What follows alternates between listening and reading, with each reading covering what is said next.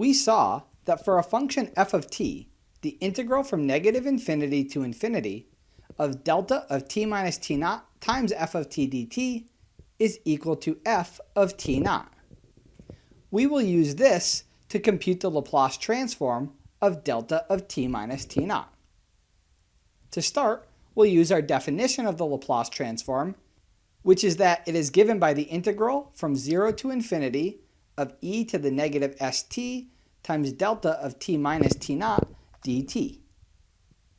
Recall that for t not equal to t naught, delta of t minus t naught is simply 0. So for values of t naught that are bigger than 0, we have that the integral from negative infinity up to 0 of e to the negative st times delta of t minus t naught dt is 0, because delta is 0 there. So we can add this to our integral above since it's simply adding 0. But now combining these two integrals from 0 to infinity and negative infinity to 0, we have the integral from negative infinity to infinity of e to the negative st times delta of t minus t naught dt.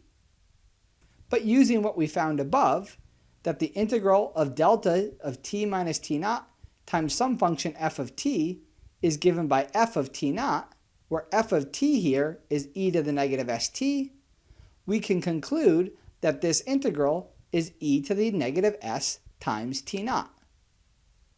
So the Laplace transform of delta of t minus t naught is given by e to the negative s times t naught.